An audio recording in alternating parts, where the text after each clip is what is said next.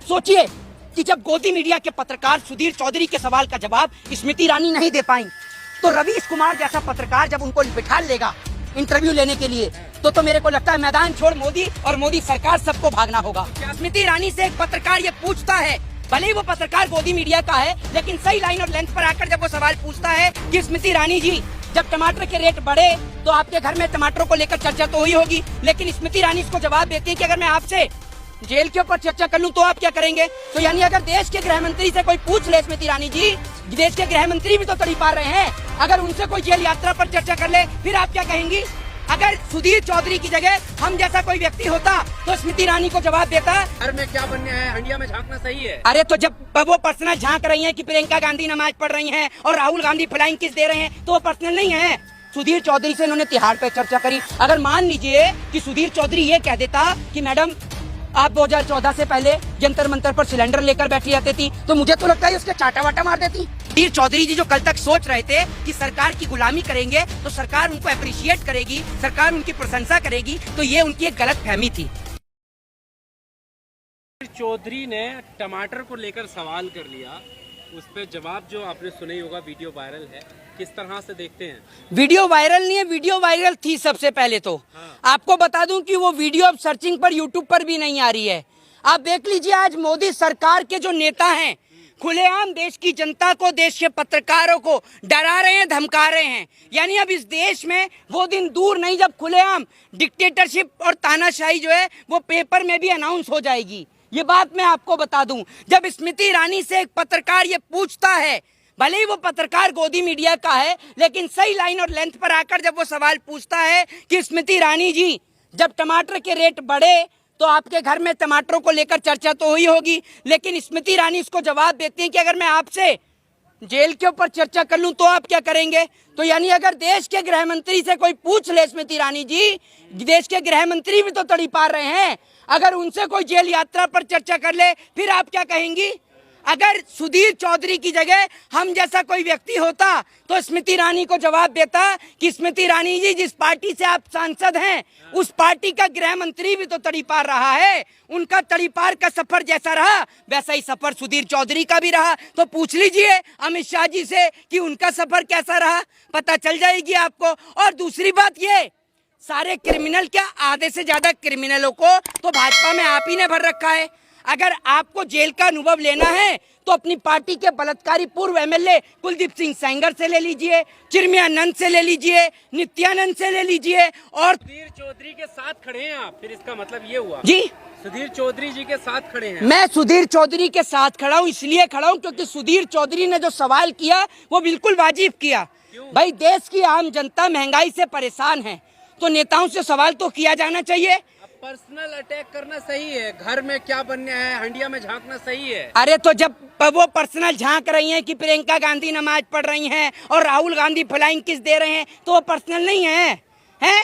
ये प्रियंका गांधी की पीएसओ लग रही हैं। इनको पता है कि प्रियंका गांधी कब नमाज पढ़ती हैं, कब मंदिर में जाती हैं, ये उनकी पर्सनल पीएसओ हैं। स्मृति ईरानी आज इसलिए बोल रही हैं क्योंकि स्मृति ईरानी आज सत्ता में है, उनकी पार्टी के नेता सत्ता में हैं और सत्ता का घमंड बोल रहा है, सत्ता का अहंकार बोल रहा है। वरना स्मृति ईरानी में इतना दम है कि स्मृति ईरानी बोल सकें। ये वही स्मृति ईरानी है जो जंतर मंतर पर सिलेंडर लेकर बैठी रहती थी। अगर सुधीर चौधरी से इन्होंने तिहाड़ पे चर्चा करी, अगर मान लीजिए कि सुधीर चौधरी ये कह देता कि मैडम आप 2014 से पहले जंतर मंतर पर सिलेंडर लेकर बैठी रहती थी, तो मुझे तो लगता है उसके चाटा वाटा मार देती। हालांकि नेशनल चैनल पर हाथापाई होना, गाली देना, जूता चलना एक आम बात हो चुकी है। लगता है कि सुधीर जी कहीं डर या दबाव महसूस कर रहे हैं? डर तो उसके चेहरे पर साफ दिख रहा था। ये सुधीर चौधरी वही पत्रकार है, तिहाड़ रिटर्न वसूली चौधरी वही पत्रकार है जो कल तक सरकार से सवाल पूछता था, मोदी जी से सवाल पूछता था। मोदी जी से कहा इसने कि मोदी जी, मैंने एलेक्सा से कहा कि एलेक्सा प्ले द सॉन्ग, साजन जी घर आए, लेकिन एलेक्सा कहती है आएंगे तो मोदी जी ही। ये वही सुधीर चौधरी है। मैं आपको बता दूं, ये हमारे देश के पत्रकार ऐसे पत्रकार हैं जो सरकार से सवाल पूछते हैं कि मोदी जी आप जेब में बटुआ रखते हैं नहीं रखते हैं, तो पत्रकार बड़े खुश होते हैं और हमारे नेता भी खुश होते हैं। लेकिन जब उनसे महंगाई पे पूछ लो, अब आप सोचिए कि जब गोदी मीडिया के पत्रकार सुधीर चौधरी के सवाल का जवाब स्मृति ईरानी नहीं दे पाई, तो रवीश कुमार जैसा पत्रकार जब उनको बिठा लेगा इंटरव्यू लेने के लिए तो मेरे को लगता है मैदान छोड़ मोदी और मोदी सरकार सबको भागना होगा। तो क्या लगता है सुधीर चौधरी इतने पे भी कुछ दोबारा वापसी से क्यों नहीं पूछ पाए? क्या डर था जॉब जाने? अरे जॉब जाने का तो बिल्कुल डर था, जॉब जाने के साथ साथ वापस तिहाड़ जाने का भी डर था उस अगले आदमी को।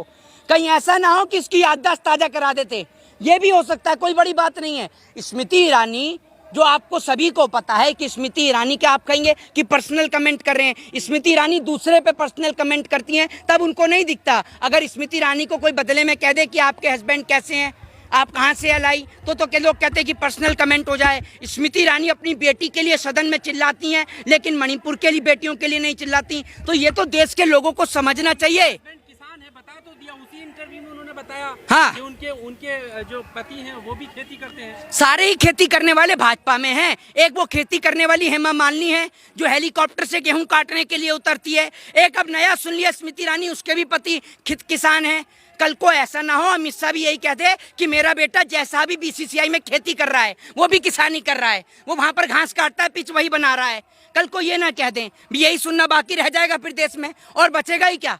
जब सब कह रहे हैं कि मैं भी किसान हूँ, मैं भी किसान हूँ, तो वो भी कह देगा कि मैं भी खेती ही करता हूँ। हटके हुए लग रहे हैं। कभी आप देखिए, आप ये बताइए, सुधीर चौधरी का सवाल सही था या स्मृति ईरानी का जवाब सही था? आप किसकी साइड हैं? देखिए, मैं आपको एक बात बताता हूँ, जैसा कर्म करेगा वैसा ही फल पाएगा। बोया पेड़ बबूल का तो आम कहाँ से लाएगा? जब आपने पत्रकारिता इस क्रम की करी है, लेकिन मैं आपको बता दूं कि इस देश के अंदर इतिहास तलवे चाटने वालों का नहीं, देश के लिए लड़ने वालों का लिखा जाता है। तो सुधीर चौधरी जी जो कल तक सोच रहे थे कि सरकार की गुलामी करेंगे तो सरकार उनको अप्रिशिएट करेगी, सरकार उनकी प्रशंसा करेगी, तो ये उनकी एक गलत फहमी थी। इस सरकार में किसी को नहीं छोड़ा जाता। वो भी छिन जाएगी, अब बहुत जल्द वो भी छिन जाएगी, कोई बड़ी बात नहीं है, वो भी छिन जाएगी बहुत जल्द। जी देखिए, मैं आपको बता दूं कि टमाटर का मसला कुछ ऐसा है कि एक टमाटर वाले ने, आपको याद होगा कि एक टमाटर वाले ने अपने टमाटर की सिक्योरिटी के लिए बाउंसर रख दिए तो सरकार ने उसको मुकदमा दे दिया, देखो नहीं, उसको उठाकर जेल में डाल दिया। हमारे देश की सरकार भयभीत होती है सवालों से, क्योंकि हमारे देश के नेता अनपढ़, जाहिल और गवार हैं।